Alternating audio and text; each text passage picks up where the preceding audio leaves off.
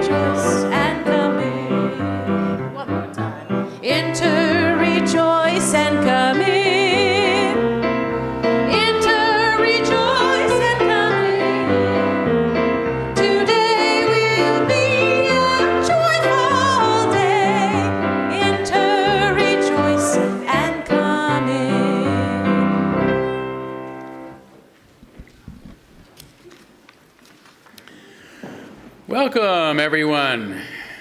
Good to see you. Welcome to the Unitarian Universalist Church of Spokane, where we join together to create a nourishing, liberal religious home and to champion justice, diversity, and environmental stewardship in our wider world. Or as we like to say in short around here, create community, find meaning, and work for justice. Woo! That's our version of amen in the Unitarian Church. Well, we also want to start by welcoming all of you here, welcoming all that you come with, all of your uniqueness, your unique beliefs, your background, your lifestyle, your experiences, your differences, all that helps make you who you are. We're glad to have you. And this includes, of course, those in the room with us, as well as those who are live streaming with us. Great to have all of you as well. Let's see, today's a holiday, right? Is that right? Oh yeah, it's Easter. As a Unitarian, it's always difficult for me to know what to say on Easter. Do I say Happy Easter? Do I say Happy Ishtar? Do I say Happy Days? Happy Sunday? Yes, Happy Sunday. So, yeah, I mean, happy spring for sure, right? We're all excited about that. So whatever this holiday means to you, it's not as big a deal in the Unitarian Church as it might be for some other churches that are meeting today. But we're glad to have you here, and whatever it means to you, I hope you have a happy day. I do know that the kiddos are going to have an Easter egg hunt after the service, so that's a tradition we definitely want to keep going. So we look forward to that.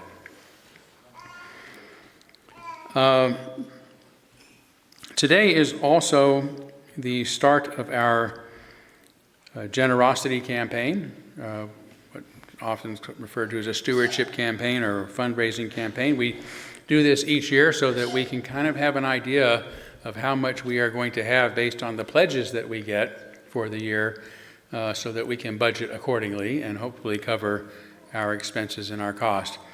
That sounds like a rather boring excuse, not a very inspiring excuse to contribute to the congregation here. But I think we do a whole lot more than just exist and keep the lights on, for sure. We have those fundamental realities we have to pay for and we need your support for. But beyond that, I think we do really create community, find meaning, and work for justice in ways that are far more sexy than just asking for your generosity. So please keep that in mind as the month goes on and we try to raise funding for the year ahead. So thank you in advance for your generosity. I think I'm actually going to, we've got a couple of things going on this morning, but next up I'm going to invite Stephanie to come. Oh no, you're doing it for during the children. So Stephanie will do our generosity moment, but she's going to do it during the time for all ages. I get all these names, these terms mixed up. But anyway, Stephanie, sorry for scaring you.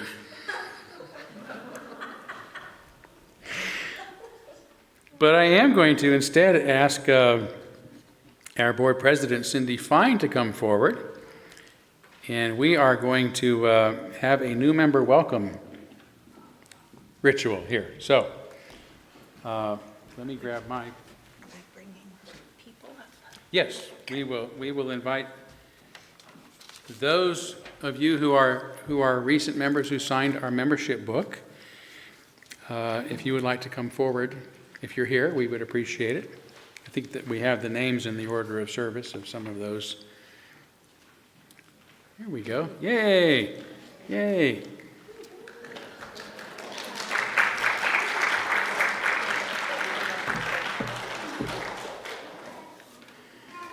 Okay, we're going to come down. We're going to come down here, give you a chance to enter.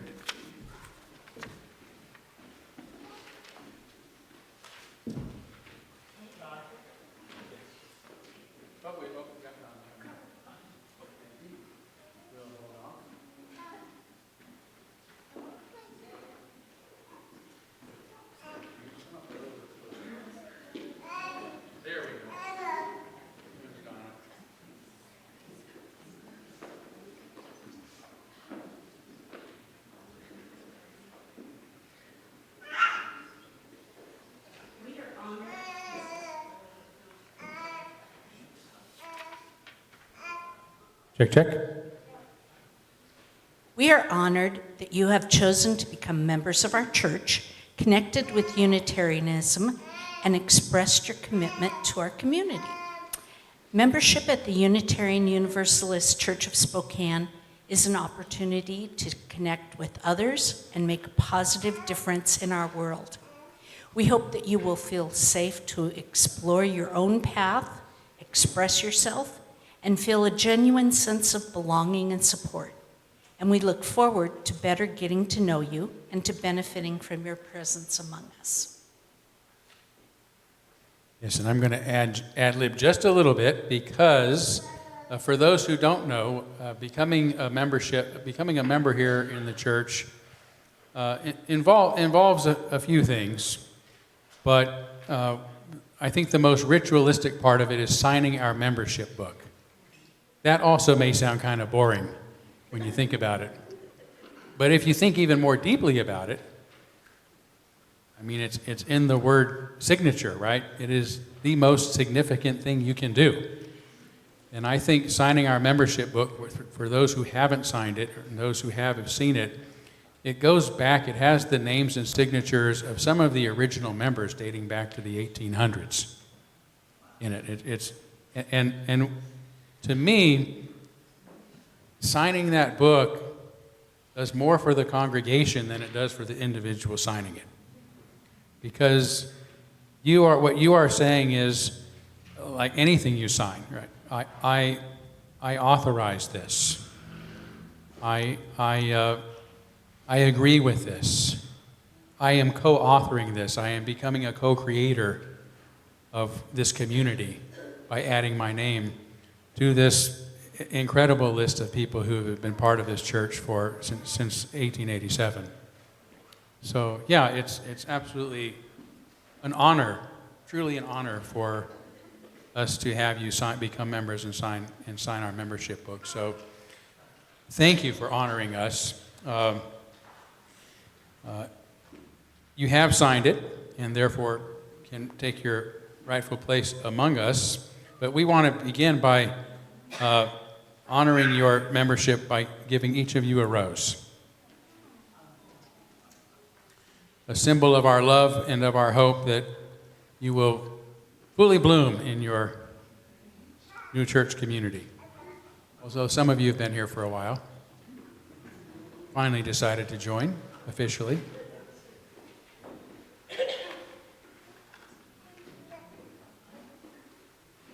And then as those are going around, I want to invite each of you just to introduce yourself by name for those who may not know you, and maybe a quick word about why you joined.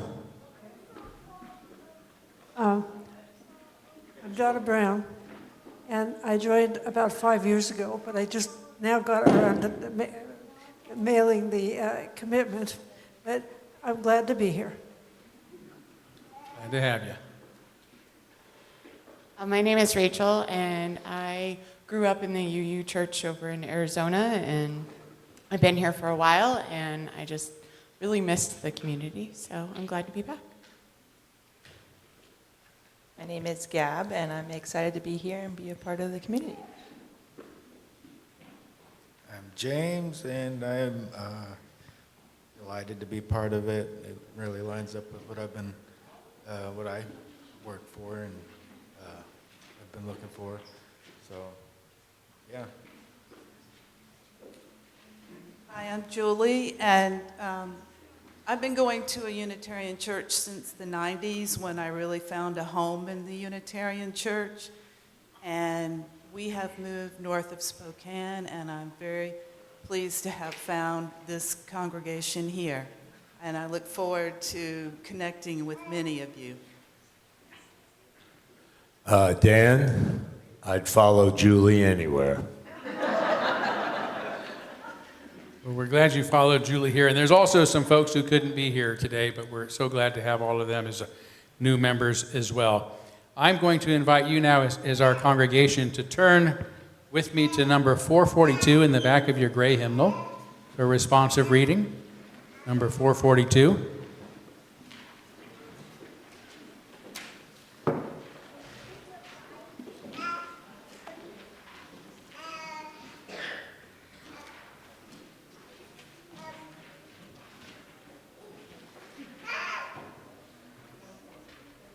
Wonderful. And this for those of you who can't see it up here, this is our message to you as a congregation from the back of our hymnal. It's a reading called We Bid You Welcome.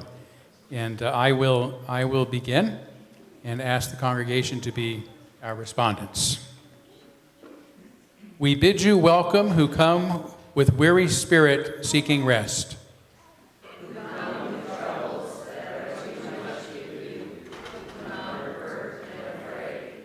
We bid you welcome who come with hope in your heart.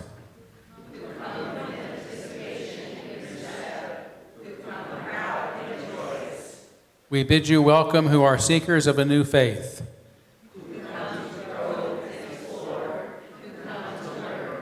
We bid you welcome who enter this hall as a homecoming.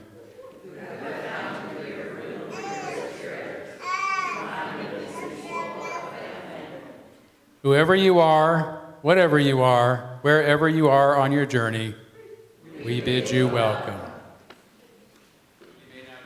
You may now take your place among us. Thank you.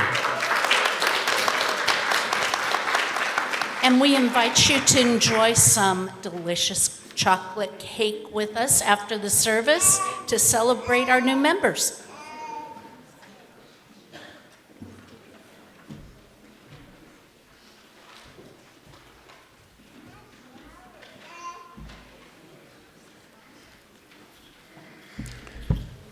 Wonderful. And that took up some of our usual space this morning, gladly so, but we will forego the greeting of one another at this time and save that for the cake party afterwards and move forward now with our service by lighting our chalice. The chalice is, as you hear me say each week, the symbol of our unity and our solidarity, of our openness and our inclusion, of our community and our individual uniqueness. May this small flame be our offering of warmth to those who are cold and alone, and a light to those in darkness. May it be a flame that ignites justice in our world and a beacon of hope to those in need, and may it reflect at least a spark of truth wherever truth has been lost, and cast a healthy shadow of doubt wherever it's been found.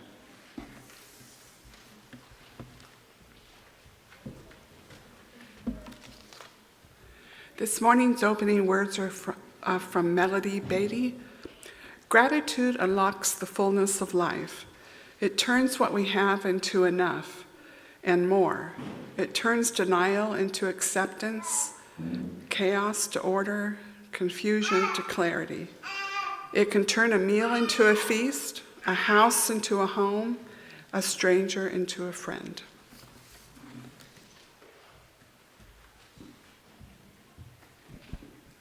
Okay, please stand and sing We'll Build a Land.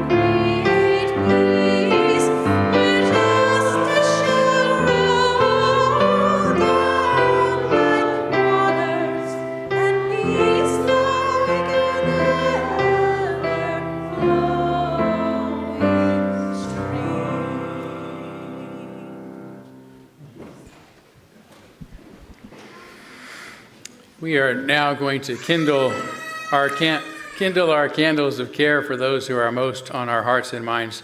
That's okay. That's another version of amen in the Unitarian Church, so we're okay with that. But we do want to kindle our candles of care for those who we're thinking about most this morning. And I did not receive any specific requests from within our congregation, but do want to, as we have been for some time, kindle our candles of care for those in the world who are suffering from all of the horrors of war and violence going on right now, the people of Ukraine and Russia, of Israel, Palestine, Darfur, South Sudan, the many immigrants in our country who are living in fear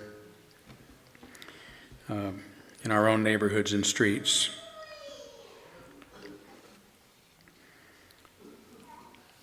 And I know,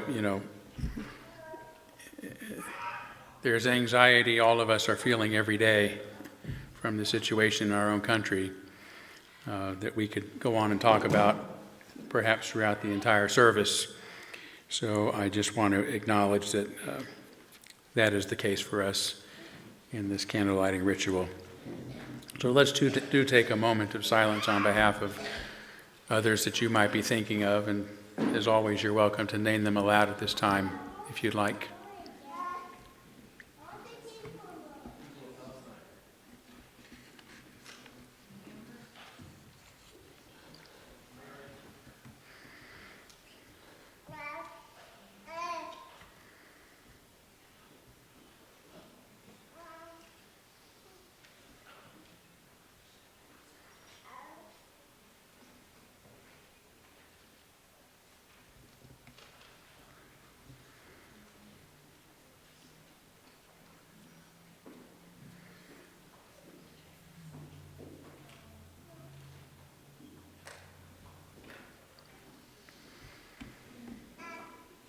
those named aloud and those embraced in our silence, and all those who are suffering in our world at this hour, we hold in our community with compassion.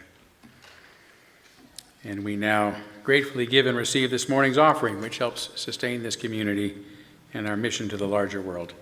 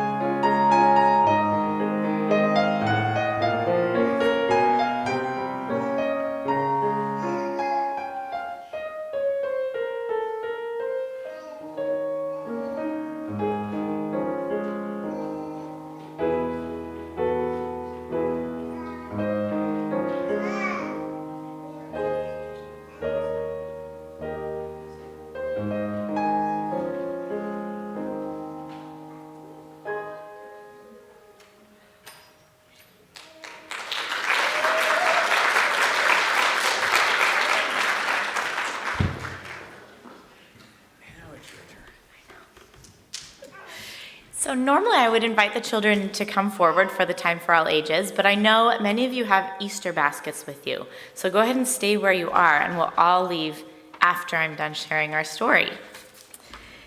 And just to clarify, the egg hunt will happen during the service as part of our children's chapel routine. And I'm going to allow the kids to open 3 eggs, and then it's up to you as parents to put other parameters. Because of the generosity of the congregants, we hid, I don't know, it felt like thousands of eggs this morning. It was probably literally a couple hundred. So we have plenty of eggs for the kids to find, and I'm allowing them to eat 3 during our story. Okay. Before I share our Time for All Ages story this morning, I want to tell you something about why I am a member of this church. When I was growing up, I heard stories about Jesus in a Presbyterian church. And later, there was a time in my life when I really didn't connect with any church at all. The first time I heard the words of our chalice lighting, about 6.5 years ago, specifically the part about casting a healthy shadow of doubt where truth has been found, I realized I didn't have to leave my old stories behind. Instead, I could see them in a new light. At this church, we have a welcoming community where there is room for lots of perspectives and where we practice love and generosity together. And today, as we welcomed new members and as we begin our generosity campaign, we're reminded that our community is always being shaped by the stories we carry and the way we care for one another. And now our story, which is adapted from Jesus the Carpenter's Son, which was published by Beacon Press in 1945. Jesus was a great teacher who believed that we should care for the poor and forgive people who hurt us. In his lifetime, Jesus influenced many people to love one another as they loved God. 12 of those people were called the disciples of Jesus. They traveled with Jesus and listened to him preach day after day. In Jesus' time, neither the Roman leaders nor the Jewish leaders liked him very much. They were afraid he would lead a rebellion and upset the way things were. As Jesus became more popular, the leaders planned to kill him. The night before Jesus died, he was celebrating the Jewish holiday of Passover. He celebrated at a Seder with his 12 disciples. The next day, Jesus was arrested, and then he was killed. What happened after Jesus died began the religion we know as Christianity. Many Christians believe that after Jesus was killed, he rose from the dead and went to heaven. Many Unitarian Universalists see this story with a different perspective. Here's how a religious educator named Sophia Faz explains it. The people who followed Jesus were brokenhearted after he died. They struggled to understand why God had allowed their teacher to be killed.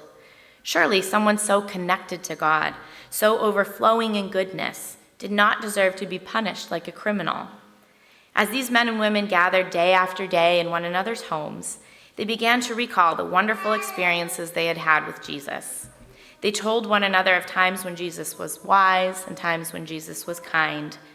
The very tone of Jesus' voice and the look on his face would come back to them so vividly that it seemed sometimes as though Jesus were right there with him. Some of the people had dreams in which Jesus seemed so real that the dreamers could not tell whether they'd been asleep or awake when they saw him and talked with him. They said they saw him rise up from the dead and come out of the coffin. They said they saw Jesus rise up from earth higher and higher until he disappeared entirely. They believed he had gone to heaven to be with God. People who had these experiences believed that Jesus was different from other people. Some believed that Jesus was so holy and great that he would come back to earth and save the world. And this is one reason Christians call Jesus the Savior. But Jesus did not come back. It has been over 2,000 years, and Jesus still has not come back. Christians still hope he will come back to life again. Others, including Unitarians, believe that this Jesus will never again live on earth. His body is not coming back, but his spirit never needs to die. His spirit is in his words and deeds, which still give us wisdom today. For example, when he was alive, Jesus taught the golden rule: treat others the way you want to be treated. Jesus also gave the Sermon on the Mount, where he said that people who are poor, hurt, and struggling are loved by God, and therefore we must love them too. When someone's physical body dies, the people around them who loved and valued them will keep their memory alive, just like the followers of Jesus have remembered his teachings and his spirit so long after his death. So with those words, I wish you a happy Easter, and all together we'll sing the children out to Children's Chapel for our Easter egg hunt.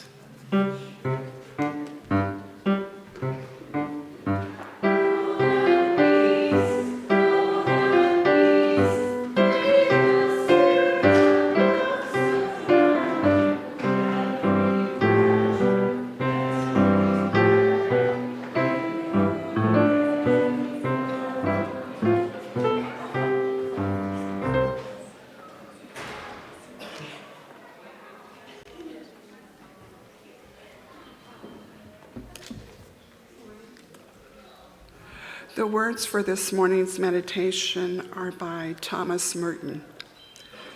One of the most important and most neglected elements in the beginning of the interior life is the ability to respond to reality, to see the value and the beauty in ordinary things, to come alive to the splendor that is all around us.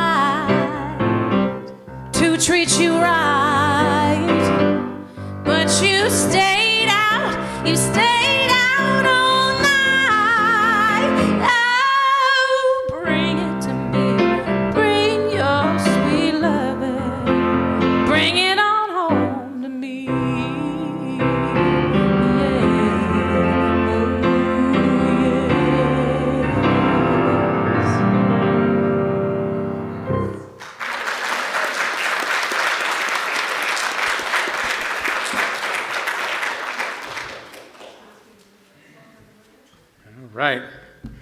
Bring it on home.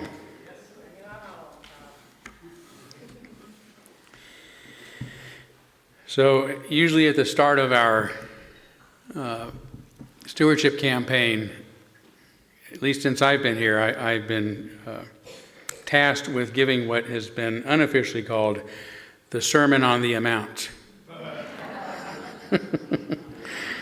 Now, I've never actually given the amount during a sermon, but I've tried to come up with sermons that, would be somewhat inspiring or informative about the purpose of our church or why we're here. And I think today's sermon on why I remain a Unitarian and what it means to me does just that.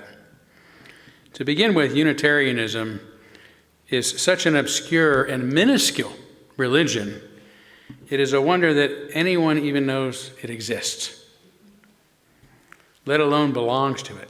It's estimated there are roughly 800,000 Unitarians worldwide, although that number can be a little higher or more likely is a lot smaller. 800,000 in any case is less than 0.1 or 0.01% of the global population. Almost 0%. So you're mostly not here. Now, pushing its numbers as generously as possible to include 26 emerging congregations, 34 covenanting communities, and 21 international congregations and communities, the Unitarian Universalist Association, of course, here in the U.S., reports having just over 1,000 congregations with around 150,000 individual members. Comparatively, there are more than 1.4 billion Catholics in the world. 53 million of them here in the U.S., making up about 18% of the global population and 19% of Americans. And there are over 17 million Southern Baptists, the largest Protestant denomination in the world. Most of them, about 13 million, are here in the U.S., accounting for about 4% of the country's total population. Now, if you wish to consider a more obscure and relatively small religion, there are almost as many Mormons, Latter-day Saints, in the world as there are Southern Baptists, about 7 million of them here in the U.S., representing about 2% of the country's adult population, compared to Unitarianism's measly 0.01% globally. So much for Thomas Jefferson's 1882 prediction that there is not a young man now living in the U.S. who will not die a Unitarian.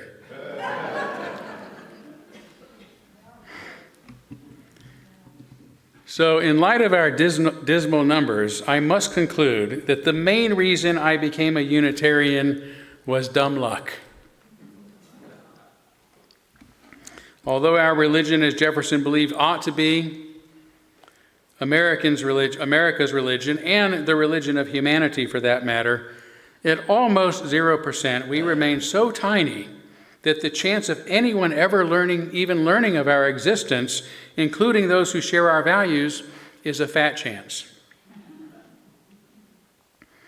A short time ago, for example, I had to establish care with a new doctor who happens to be from Romania, which was formerly the part of Hungary where the Unitarian religion was formally started, or began in the 16th century, where the Hungarian Unitarian Church's headquarters remains today, and where our partner church in Felșoracos, Romania, is located.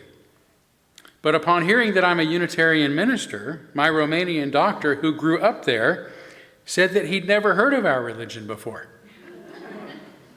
although he was intrigued by what I had to say about it.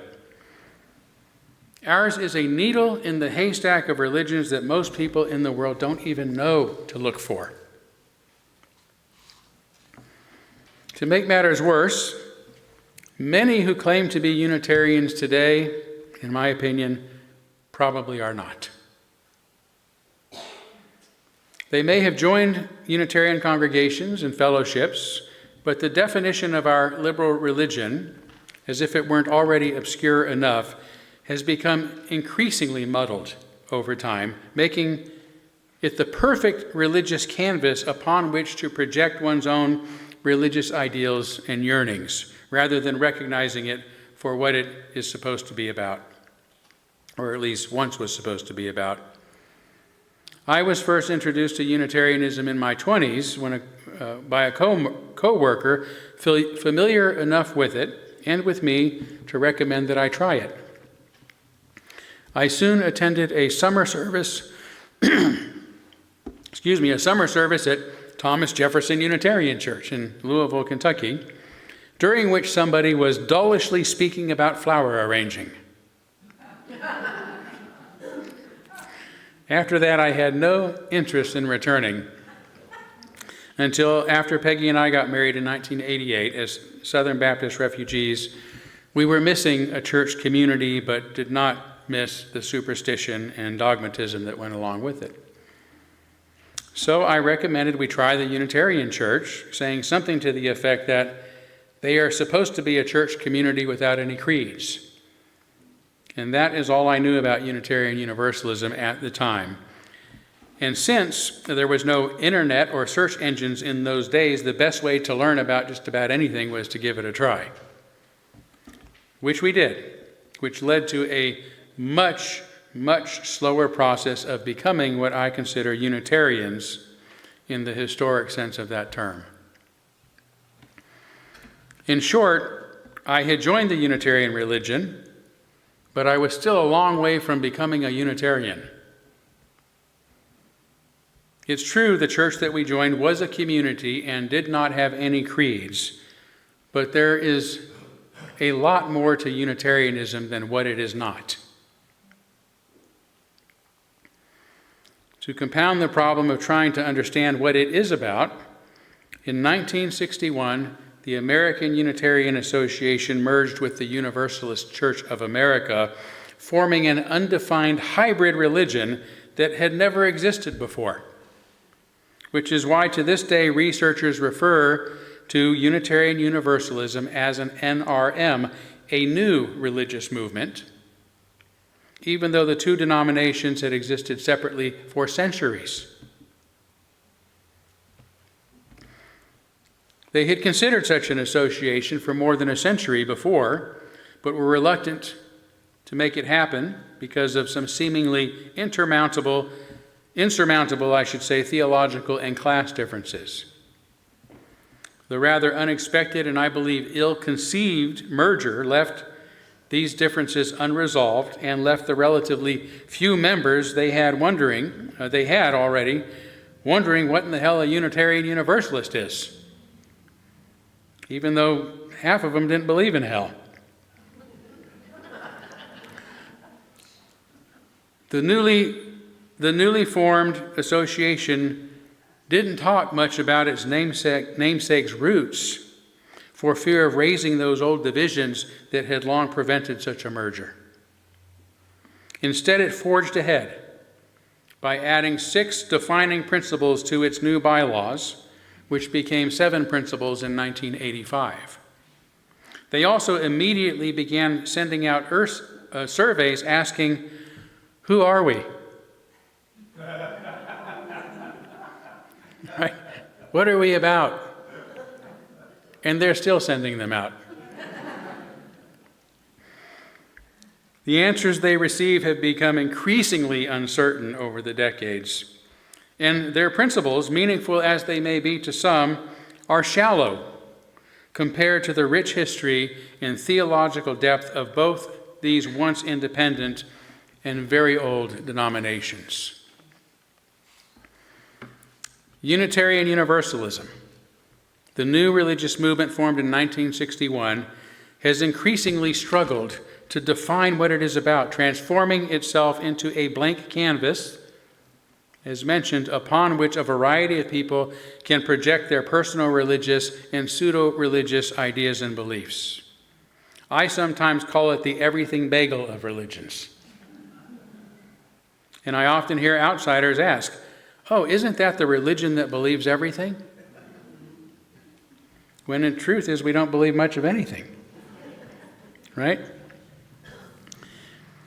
And this notion has resulted most recently in its capture by ideological extremists and opportunists who understand and care so little about its historic values and principles that they have abandoned even its 7 principles from 1985, along with its fair and democratic election processes, and have excommunicated more ministers in the past 6 years, including me, for saying things they disagree with, than they had disfellowshipped altogether during the previous 60 years.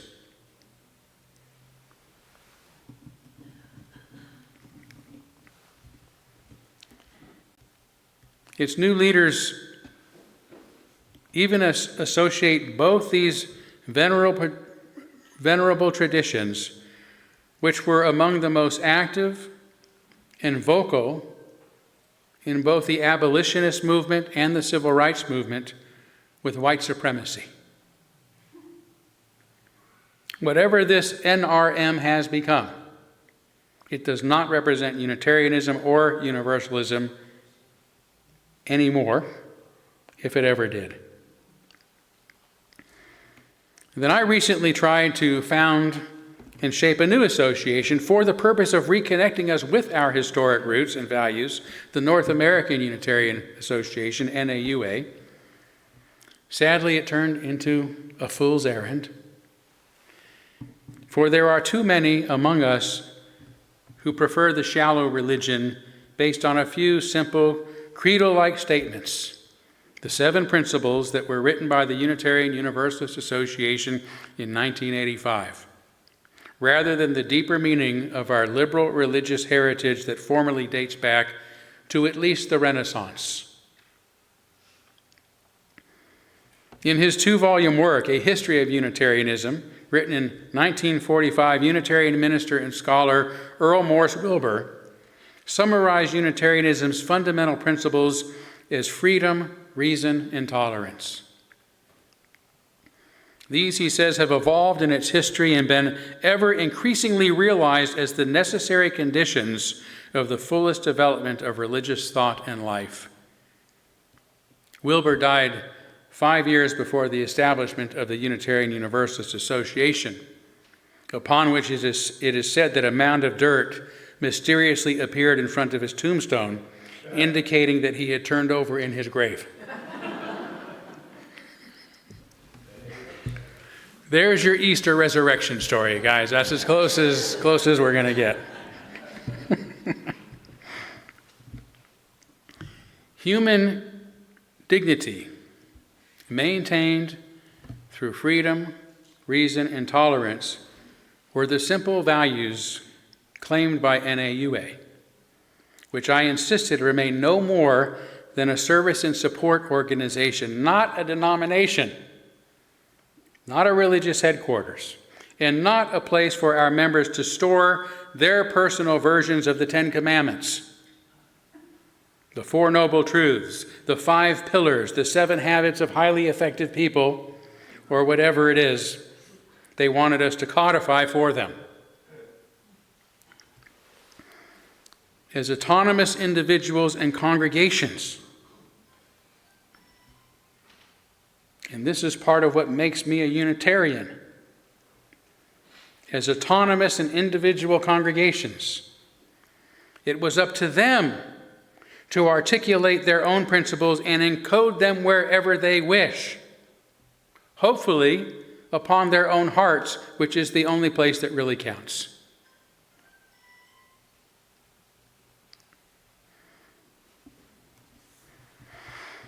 But as one member complained, I just want NAUA to become like the UUA before it went crazy. A sentiment I now realize is endemic among those claiming to be Unitarians and UUs. And I won't go into the ugly details, but I left NAUA abruptly after a coup had been orchestrated by a couple of board members who, as one of them said, did not sign up for this, and seems to have wanted to turn NAUA into what the UUA was before it went crazy. My only regret is that my name will be forever associated as its founder, because I don't wish to be remembered for establishing another shallow, cultish religious association. In fact, its rogue board began talking about adopting the 7 principles within the very same week as my resignation, making it the opposite of the association I, along with others in our church here, began. I may have initially become a Unitarian because of dumb luck. But in light of everything I've just shared, why on earth do I remain a Unitarian? I think it's because I do value its deep roots, its history, and its perennial values more than most anything else in my life. No matter how flawed and distorted its institutions have become, no matter how imperfectly we as individuals have been able to live up to its values and ideals, Unitarianism remains worthy of my devotion to its highest aspirations. When we are able to get past the institutional trappings and the hypocritical behavior of some of its proponents and adherents, I still believe Unitarianism offers humanity the best approach for creating a far more humane and peaceful world, and that it is the best path for us to live as individuals. As much as I do cherish reason, freedom, and tolerance, I consider Unitarianism's devotion to human dignity to be its most fundamental principle upon which everything else rests. Unitarianism may have been formally founded in the 16th century, in 16th century Transylvania, when it became the religion of King John Sigismund Zapolya. But the idea has literally been around since Christ, or more precisely, since historical Jesus. His followers were Jews, who may have revered him as a rabbi, maybe even seen him as their Messiah, but never as a God, which would have been anathema to any Jew, including Jesus himself. It wasn't until Christianity became the official religion of Rome, right, almost 3 centuries beyond his crucifixion, that they, having had a tradition of deifying human beings among these Gentiles, if you will, began calling him God. Those who argued Eg Osh Eschin, as our friends in Felsharakos do, God is one, the one Jesus worshipped, were for this very reason theologically Unitarian. But in 325 CE, Emperor Constantine convened the Council of Nicaea to declare that the Father and the Son were one in order to settle the growing debate over his divine status once and for all. 50 years later, the Council of Constantinople added the Holy Spirit to the recipe, and Trinitarian doctrine was officially born. So if you didn't follow that, for the record, Trinitarianism was born 4 centuries after Jesus' life and death. 4 centuries. In reaction against Unitarianism. Not the other way around. We were here first. Dating back long before Trinitarian doctrine. Of course, it wasn't called Unitarianism back then, but that's what it was. And inherent within it was the idea that Jesus was but a human being. Theologians refer to this as a low Christology, or as I prefer to say, a humanistic Christology. Right? The high Christology is where you believe almost entirely in Jesus' divinity, and a low Christology almost entirely in his humanity. Well, it doesn't get any lower than Unitarianism. because we believe that was it. Jesus was considered a human being, but a very special human being because he uplifted other human beings, right? There's the resurrection story. What, you got some coconuts in your pocket there, Don?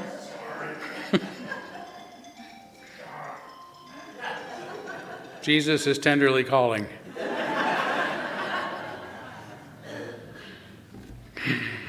That's okay, my friend, no worries. But this is the resurrection story, really, right? Jesus raised humans up, right? Especially those who had been demonized and dehumanized. So from its very inception, this humanistic theology, this humanistic Christology, emphasized the inherent worth and dignity of every person. The idea that still most defines what it means to be liberal in our religion or otherwise. That's what it means to be liberal. To value human dignity.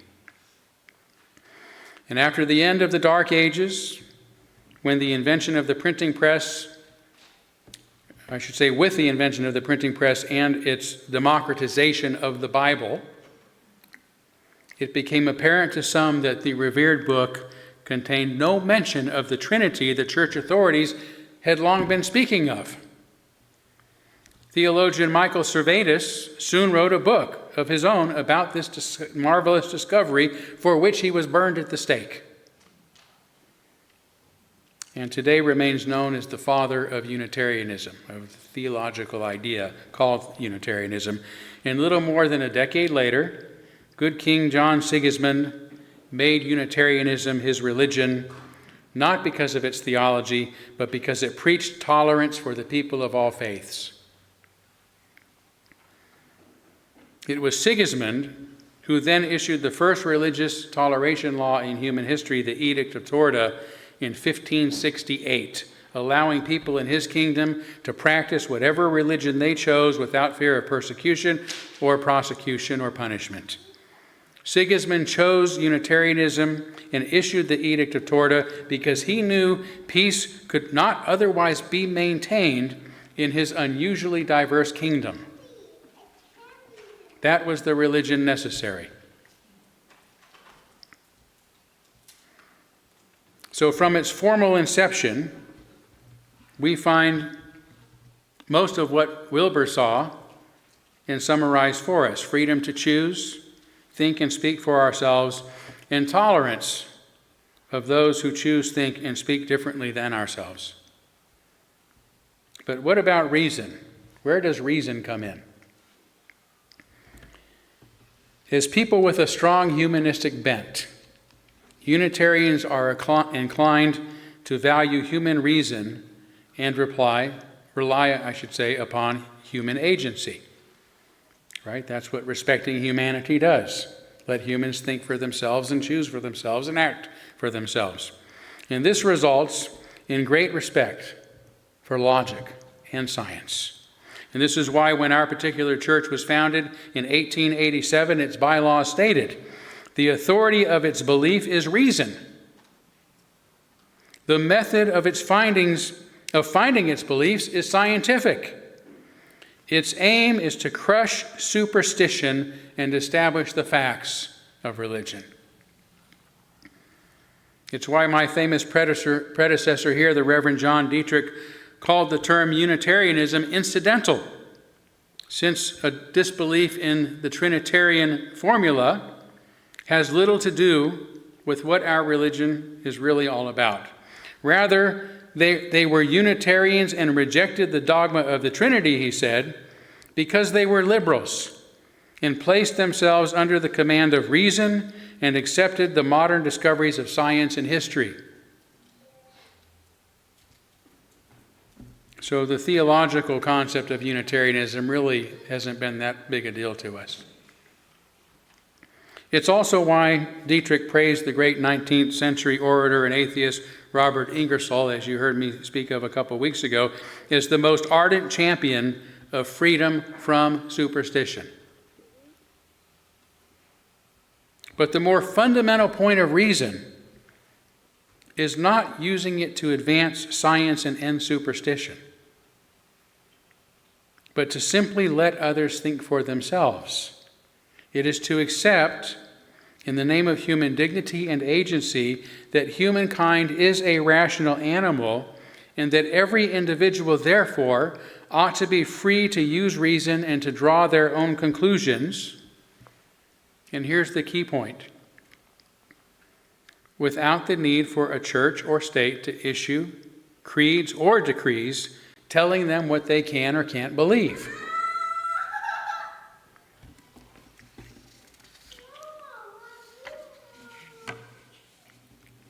So these three core values, which freedom, which refers to the freedom to choose, to speak, to think for oneself, and to fully participate in the benefits of society without prejudice.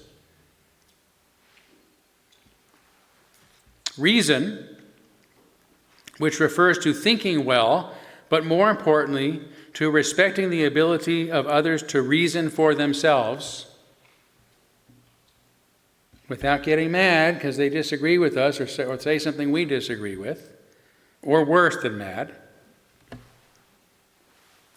And tolerance, which requires us, even when we do disagree, to not only live and let live, but to protect the freedoms and the rights and the dignity of those we disagree with. This is why I consider this Unitarian trinity of values, if you will, reason, freedom, and tolerance, to be the social technologies necessary to advance our greater goal of establishing and maintaining human dignity. Right? If you think about human dignity, how can it be maintained without freedom, reason, and tolerance? That's what creates the dignified life, the dignified situation.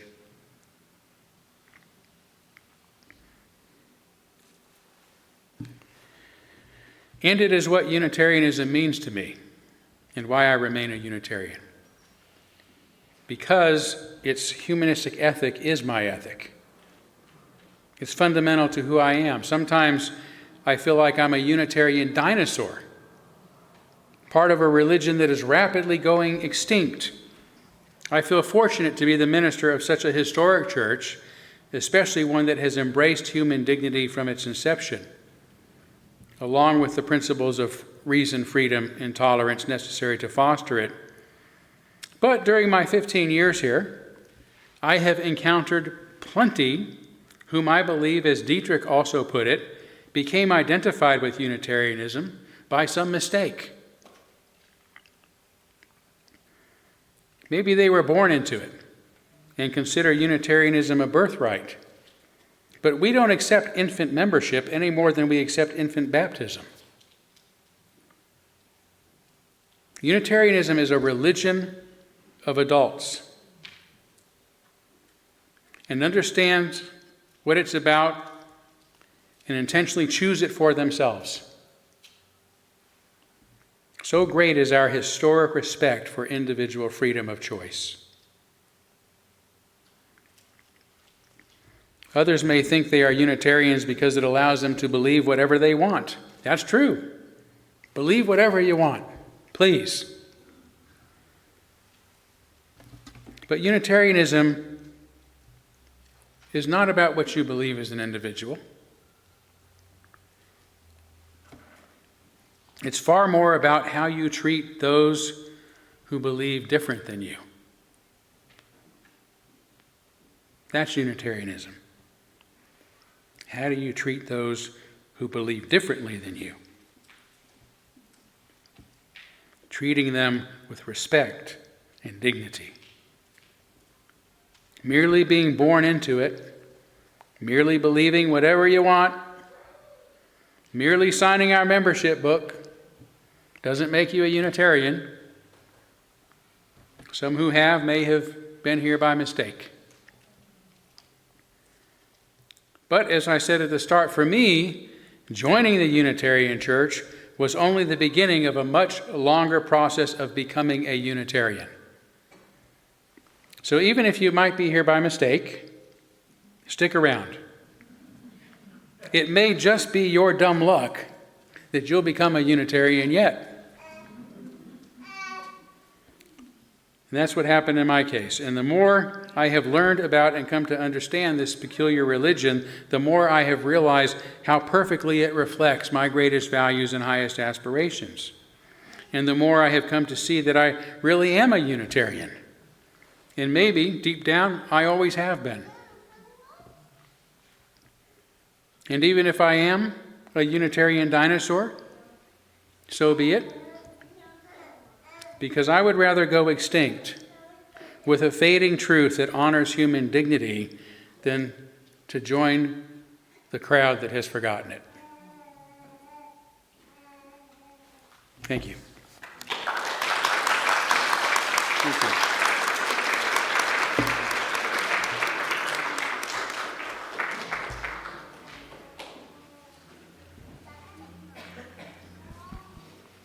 Okay, please stand and let's sing.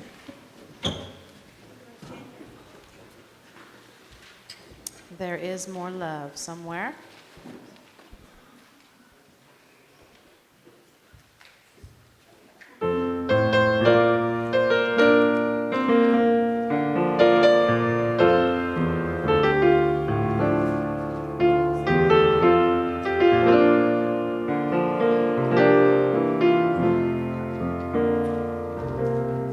There is more love somewhere.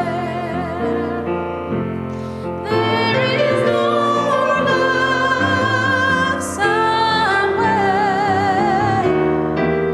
We're gonna keep on till we find it. There is more love somewhere,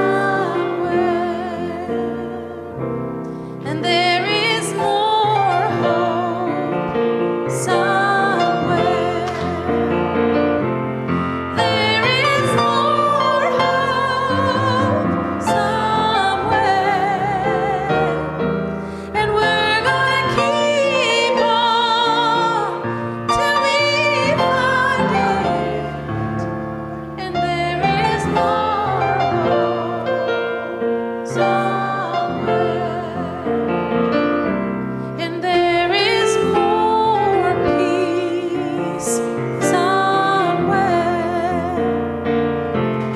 There is more peace somewhere. We're gonna keep on till we find it. There is more peace somewhere.